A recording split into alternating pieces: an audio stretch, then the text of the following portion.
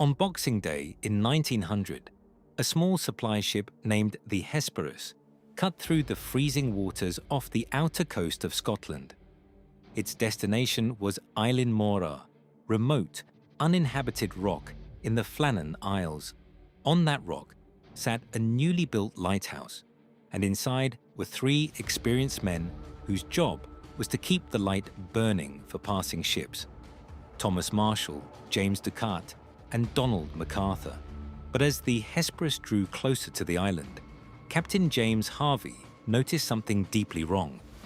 Normally, when the supply ship arrived, the lighthouse keepers would raise a flag, sound a signal, and come down to the landing site to greet the crew. This time, there was no flag, no signal, no movement at all. Captain Harvey sounded the ship's horn, blowing it repeatedly into the cold air. Still, nothing. Relief keeper Joseph Moore was sent ashore in a small boat to investigate. He climbed the steep stone steps toward the lighthouse. The air was dead silent, save for the crashing ocean below. When he reached the main door, he found it closed, and the mysteries only began to multiply. Moore pushed open the door and stepped inside. The kitchen was frozen in time. On the table lay a meal that had been prepared but barely touched. A plate of mutton and potatoes, left cold. One of the chairs was knocked over onto its side, as if someone had jumped up in a sudden panic. Moore ran through the living quarters, shouting the names of his colleagues. Thomas, James, Donald. No answer. He checked the rest of the facility. The main beds were made, suggesting the men hadn't been pulled from their sleep. The kitchen clock had stopped running. The oil lamps were cleaned and refilled, ready to be lit, but cold. Two of the three oilskin coats, the thick, waterproof gear the keepers wore during heavy storms, were missing from the rack. But the third coat remained.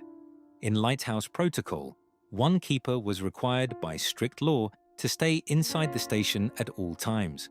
Leaving the lighthouse completely unmanned was a severe violation. Whatever made these three men leave forced them to break every rule they lived by. Moore rushed back to the ship to inform the captain, and a search party was formed. They scoured every inch of Eilean Mor, looking for any clue, any piece of clothing, or any sign of a struggle. They found nothing on the land, but inside the lighthouse office, they discovered the final written record of the men, the official logbook. And what was written inside turned a strange disappearance into a terrifying mystery. An entry written by Thomas Marshall on December 12th described a terrifying storm. He wrote, "Severe winds such as I have never witnessed before in 20 years. He noted that James Ducat was unusually quiet and that Donald MacArthur, a hardened veteran sailor known for his tough demeanor, was sitting on the floor, crying." On December 13th, Marshall wrote that all three men were praying for the storm to pass. On December 15th came the final entry: "Storm ended, sea calm, God is over all."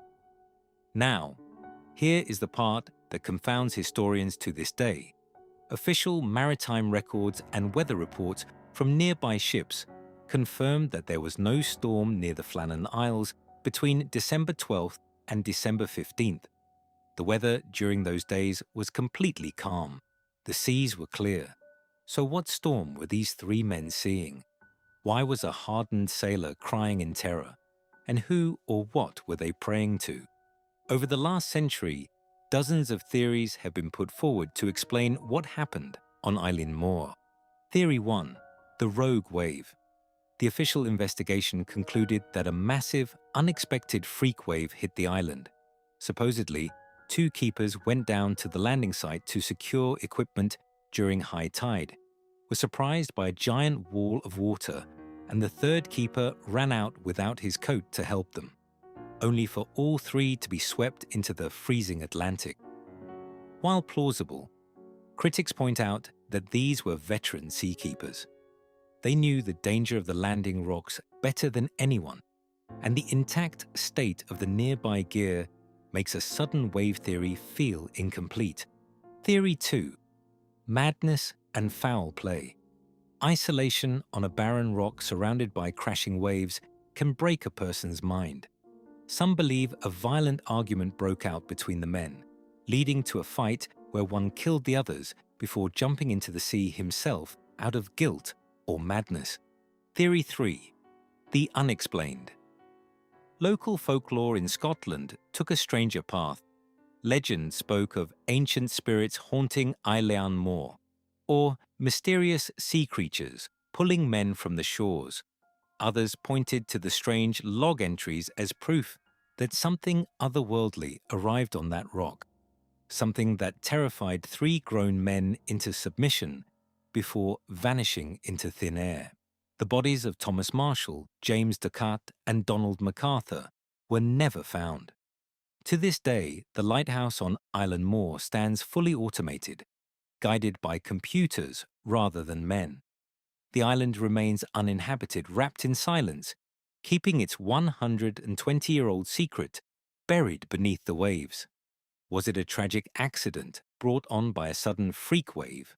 Or did something far stranger happen on that isolated rock? Let me know your thoughts in the comments below. Which theory do you believe? If you enjoyed this case, leave a like and subscribe to the Unfinished File for more unsolved mysteries every week. Until next time, keep the file open.